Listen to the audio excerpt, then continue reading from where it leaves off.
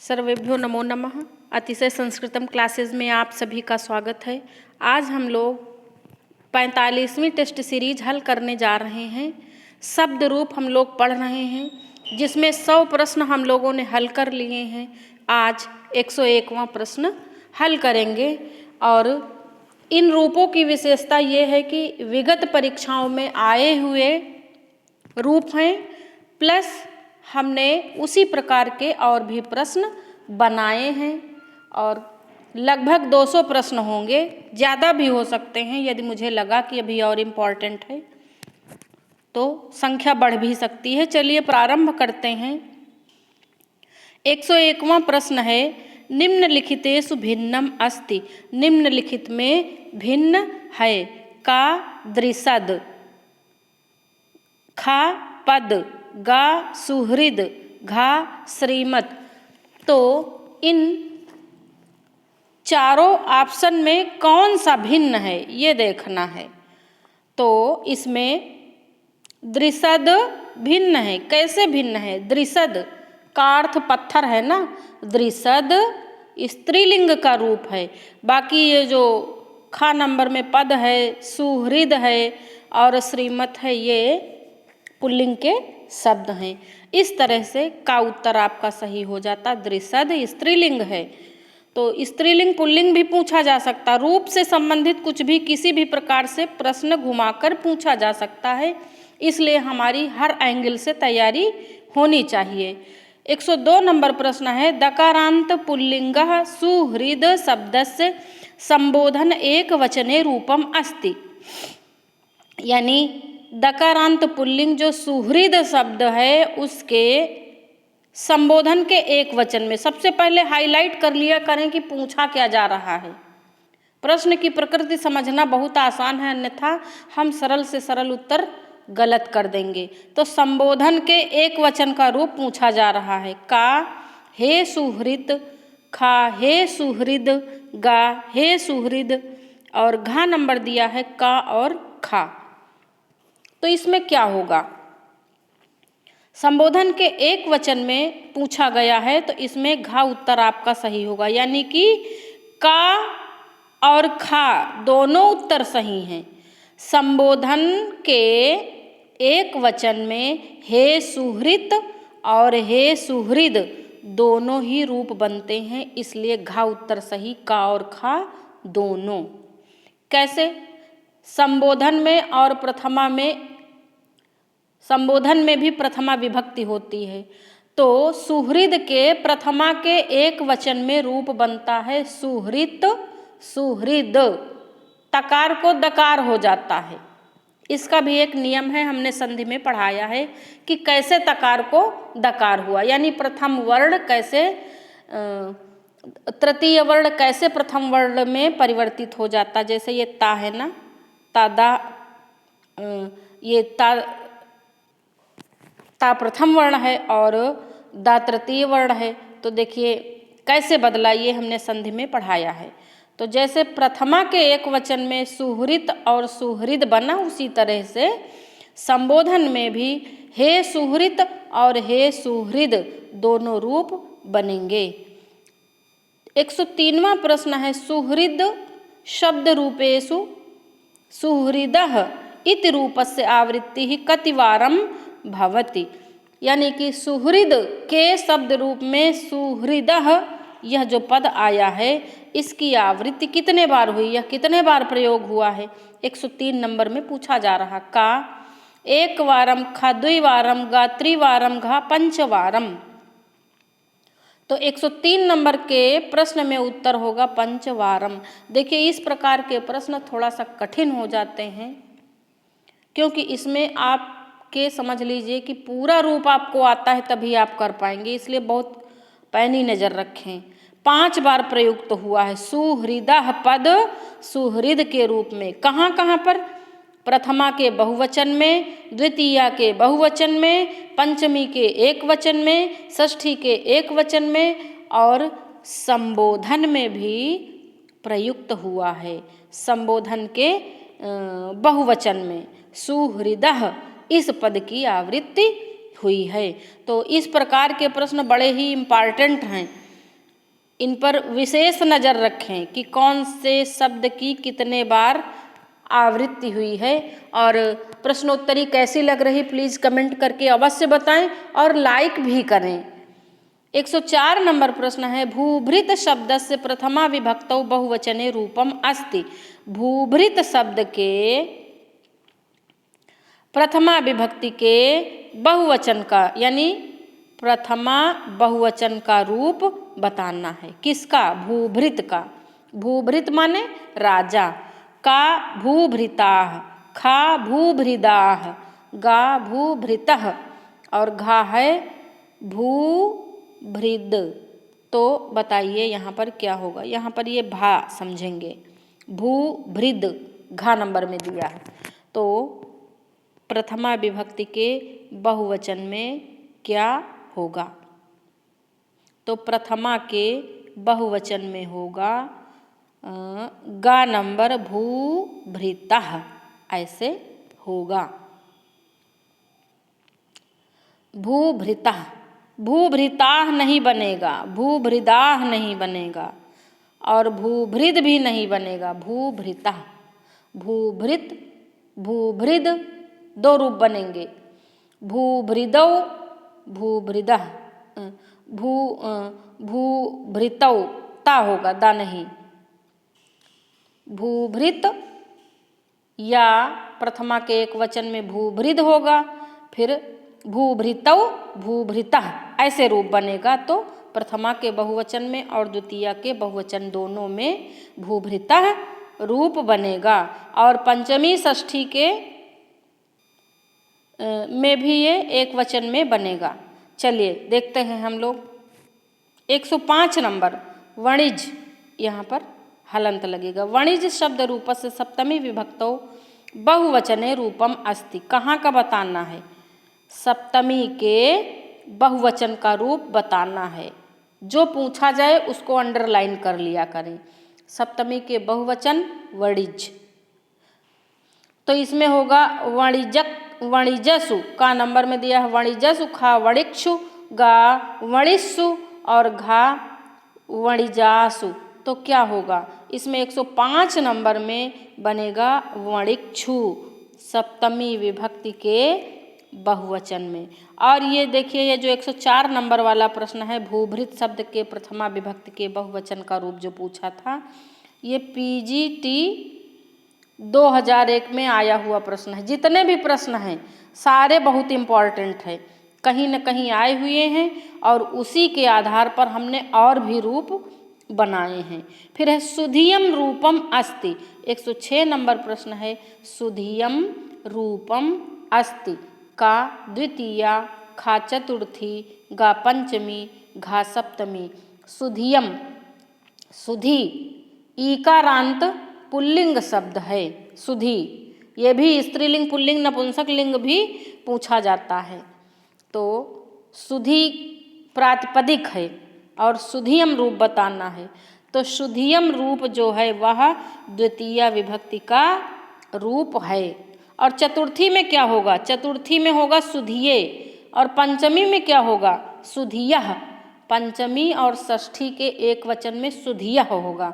और सप्तमी में क्या होगा? सुधीयी, या में छोटी ई की मात्रा, सा में छोटे ऊ की मात्रा, धा में छोटी ई की मात्रा और ऐसे सुधीयी, ये बनेगा सप्तमी में। तो सबका हमने बता दिया ना। और उत्तर इसका होगा द्वितीया, सुधियम रूप द्वितीया में बनेगा। और यह भी पूछा हुआ रूप है। ये सुधियम रूप है, यह पूछा गया है यूपी टीजीटी 2003-2004 में।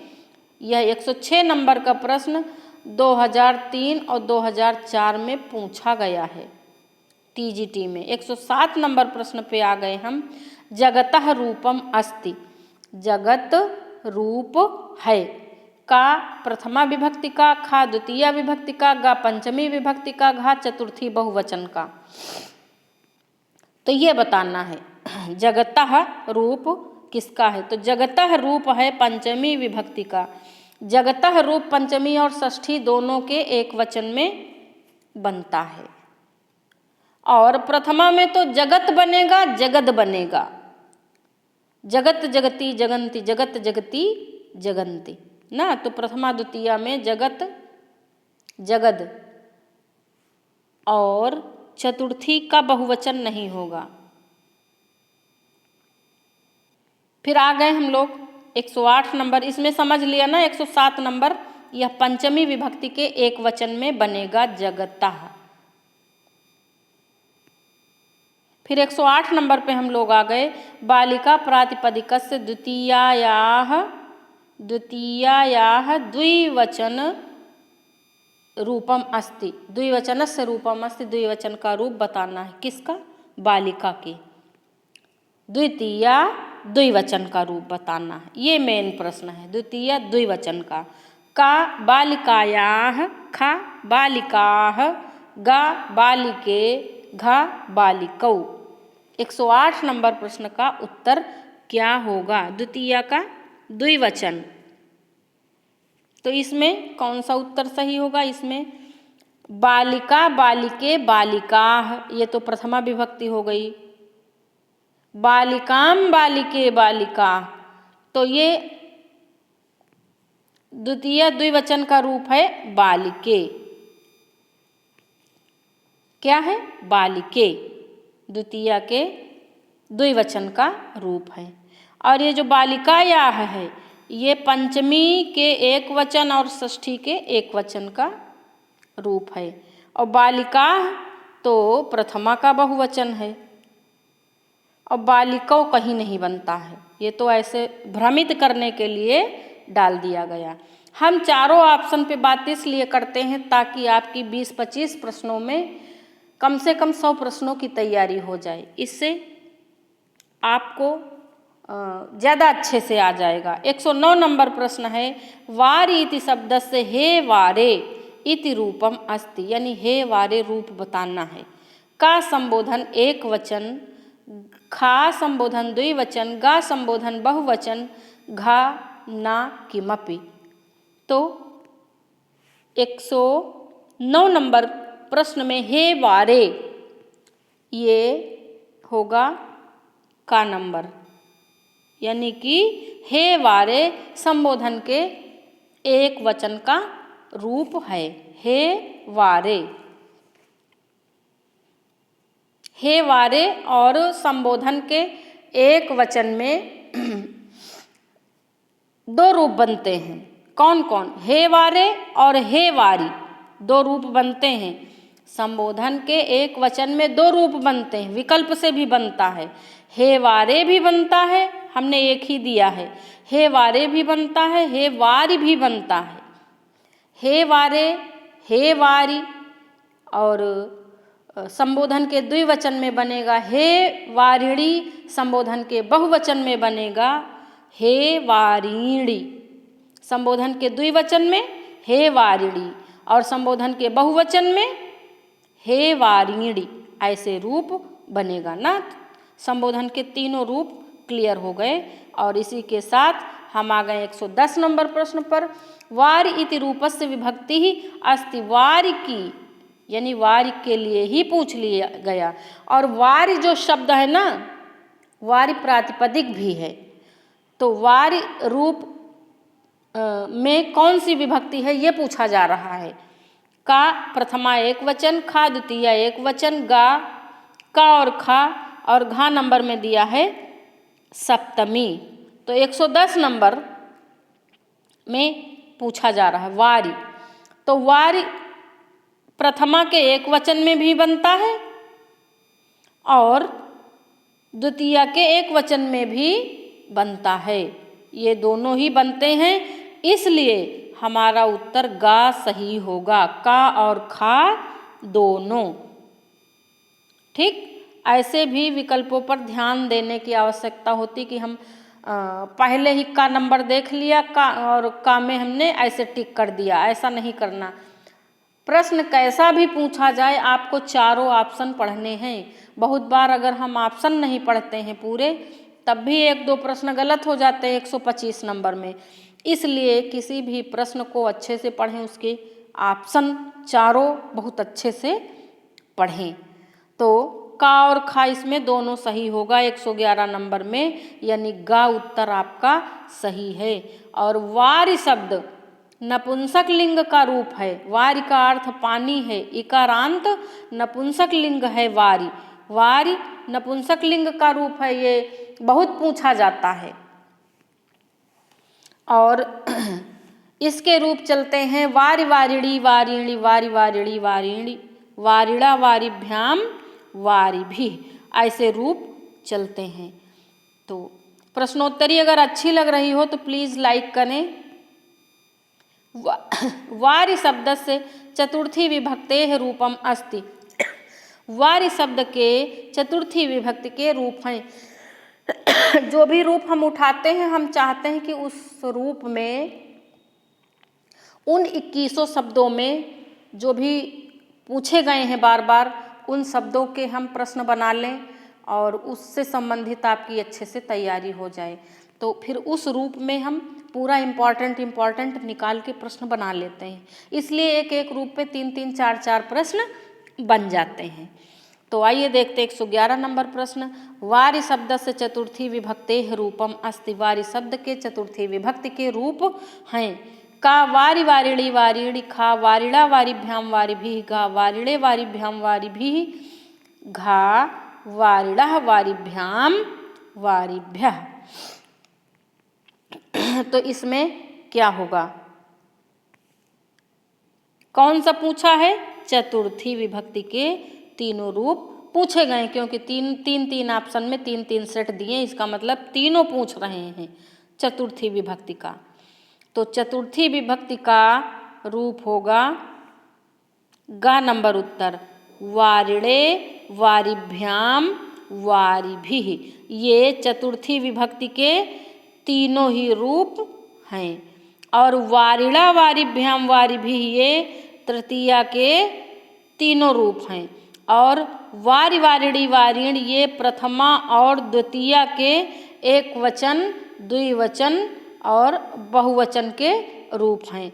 और वारिणः वारिभ्याम वारिणः वारिभ्याम वारिभ्यः ये कहाँ का रूप है? ये पंचमी का रूप है। वारिणः वारिभ्याम वारिभ्यः ये पंचमी विभक्ति का एक वचन, द्विवचन और बहुवचन का रूप है। तो उत्तर आपका कौन सा है? चतुर्थी विभक्ति के रूप हैं वारिणे वारिभ्याम वारिभिः। गा नंबर उत्तर 111 में सही है। 112 नंबर प्रश्न पे हम लोग आ गए हैं। एषु मूलतो हलन्तः शब्दः कः? एषु मूलतो हलन्तः। हलंत माने हल किसे कहेंगे? अच और हल, हल यानी व्यंजन। तो व्यंजनांत शब्द, व्यंजनांत पद कौन सा है?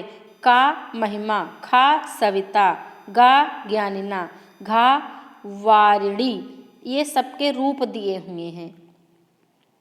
तो आपको बताना है हलंत शब्द। ये भी प्रश्न पूछा गया है जीडीसी में।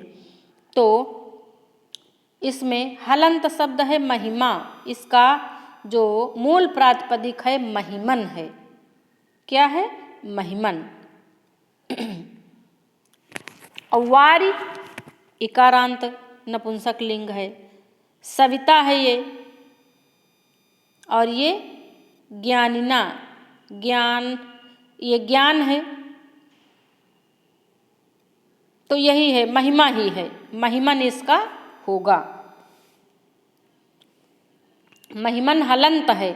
बाकी सारे ये स्वरांत हैं।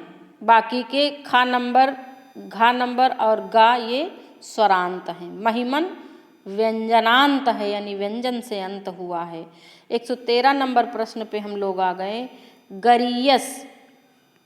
गरीयस शब्द से षष्ठी विभक्ति एक वचने रूपम अस्ति। देखिए ये रूप, गरीयस रूप यूपी टीजीटी में पूछा गया, जबकि ये व्यंजनांत रूप है लेकिन पूछा गया है।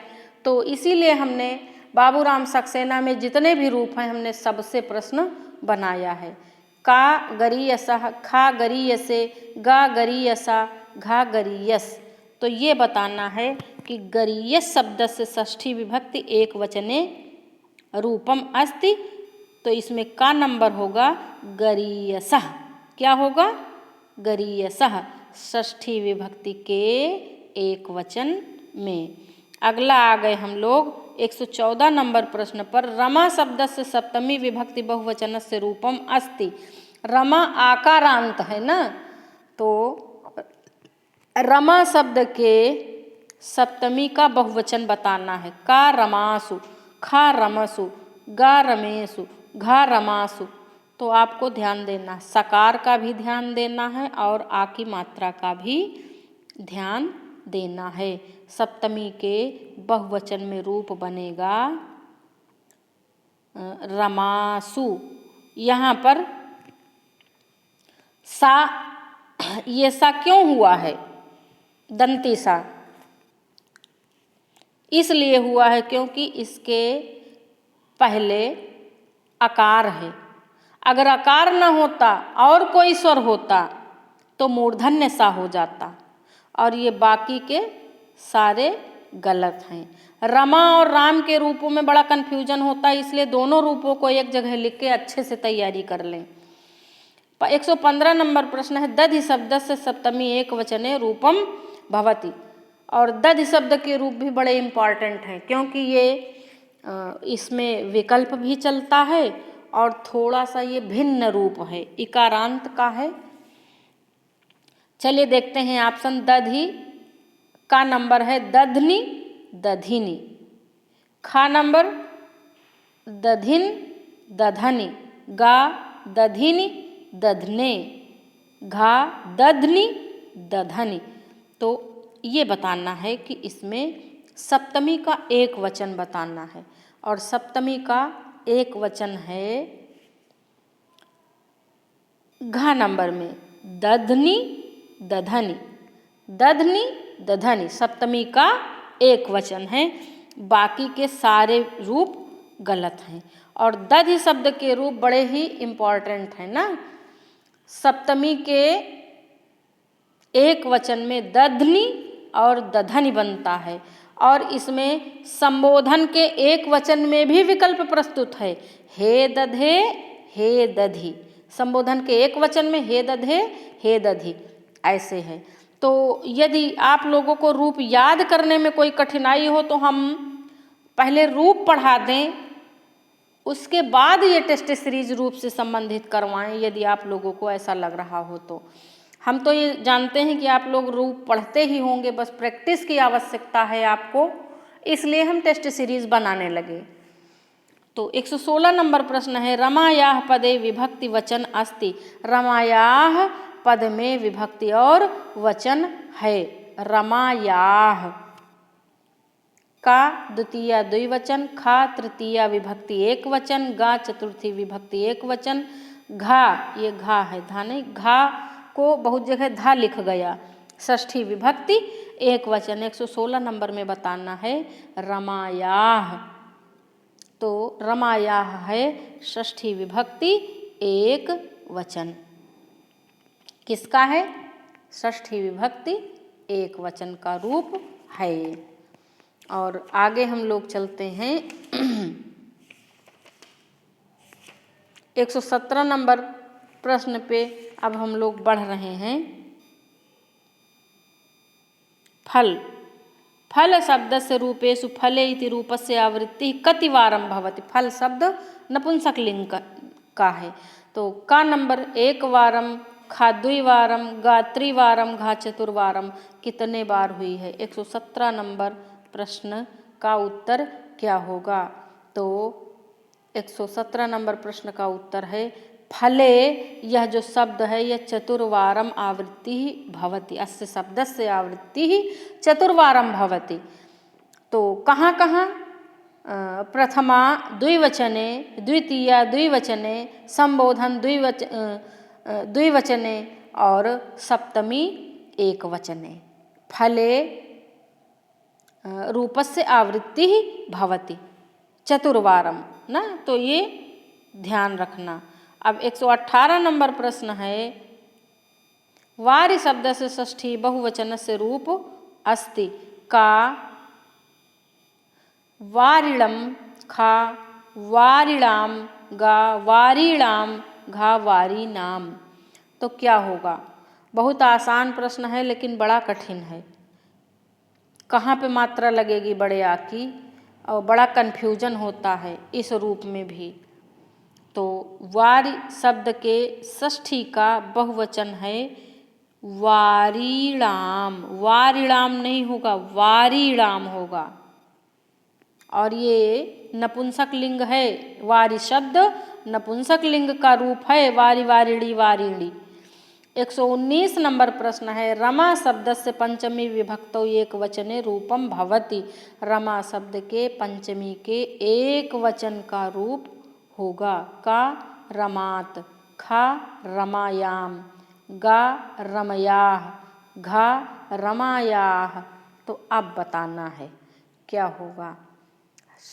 पंचमी के एक वचन में रमायाह, क्या होगा? रमायाह, ऐसे रूप चलेगा। आगे बढ़ते हैं हम लोग। 120 नंबर प्रश्न पे आ गए। निम्नलिखितेषु स्त्रीलिंग तृतीया विभक्तेः रूपम अस्ति। स्त्रीलिंग के तृतीया विभक्ति का रूप है। अब देखिए प्रश्न तो बड़ा छोटा लग रहा है लेकिन आपको कितना दिमाग लगाना, ये भी प्रश्न पूछा गया है, ये GIC में पूछा गया है। तो इसमें चारों रूपों के तृतीया विभक्ति में दिमाग लगाना है। नद्यः पद दिया है, का में दिया है नद्यः, खा रमया, गा धेनो, घा स्त्रियै। तो इसमें तृतीय विभक्ति का रूप है रमया। कौन है? रमया। और नद्यः तो प्रथमा विभक्ति एक वचन का रूप है। और धेनोह भी पंचमी और षष्ठी में धेनोह आता है। धेनवाह धेनोह ऐसे प्रयुक्त होता है पंचमी और षष्ठी में। धेनवाह धेनोह विकल्प में रूप बनते हैं धेनु के कई जगह, चतुर्थी में भी, पंचमी में भी, षष्ठी में भी और सप्तमी में भी विकल्प में रूप बनते हैं। रुचि के, धेनु के, इन सब में बहुत विकल्प में रूप बनते हैं और जो रूप विकल्प में बनते हैं वो बड़े ही इम्पॉर्टेंट हैं, ये समझ लीजिए। तो विकल्प आना चाहिए। तो आज हमने 20 ही प्रश्न बनाए थे क्योंकि मुझे लगा कि प्रश्नोत्तरी बहुत बड़ी हो रही है। और एक विशेष बात थी, अगर आप लोगों को ऐसा लग रहा हो कि PGT की भी टेस्ट सीरीज शुरू होनी चाहिए, तो यदि आवश्यकता हो तो हम PGT पे भी एक टेस्ट सीरीज कराया करें, एक दिन TGT की, एक दिन PGT की। वैसे हमने सोचा था पहले TGT का पढ़ा देंगे, उसके बाद PGT पे हम करवाएंगे, लेकिन यदि आपने दोनों में फॉर्म डाला हो तो दोनों की तैयारी कर सकते हैं हम लोग। और ये 120 तक प्रश्न आज हो गए शब्द रूपों पर। और हमने संधि प्रकरण पर भी, सर्वनाम प्रकरण पर भी, और बाबूराम सक्सेना में जो प्रथम सोपान द्वितीय सोपान है, वर्ण विचार है, प्राक कथन है, इन पे बहुत अच्छी टेस्ट सीरीज और बहुत अच्छे नोट्स बनाए हैं। कृपया आप लोग हमारे चैनल पर विज़िट करके उन्हें अवश्य देखें। और हमारे चैनल पे विज़िट करने के लिए देखिए लिंक हैं जो प्रत्येक वीडियो की डिस्क्रिप्शन में आपको मिल जाएंगे। ये ऑल टेस्ट सीरीज़ लिंक हैं और आपको इनसे सारी टेस्ट सीरीज मिल जाएंगी। और ये टेलीग्राम चैनल का हमारे लिंक है, टेलीग्राम भी ज्वाइन कर सकते हैं आप। और हमारे चैनल वीडियोज़, तो चैनल पर जाने के लिए आप ये डिस्क्रिप्शन में आपको वीडियोज़ की डिस्क्रिप्शन में मिल जाएगी ये लिंक, और उससे आप हमारे चैनल पर पहुंचकर सारे वीडियोज़ प्राप्त कर सकते हैं। आज यहीं तक रखते हैं क्योंकि मुझे लग रहा था 25 प्रश्न में टेस्ट सीरीज बड़ी हो जाती है और अपलोडिंग में समस्या होती है, तो हमने सिर्फ आज 20 ही प्रश्न बनाए थे। और वैसे हम 200 प्रश्न कराएंगे, और अगर लगेगा मुझे कि इम्पॉर्टेंट अभी और है तो और भी प्रश्न बढ़ सकते हैं। जैसे हमने सुखनासोपदेशा पर कहे थे 100 प्रश्न कराने के लिए, और 200 प्रश्न करा दिए, तो ये संख्या घट बढ़ भी सकती है। आज यहीं तक रखते हैं। हमें सुनने के लिए धन्यवाद।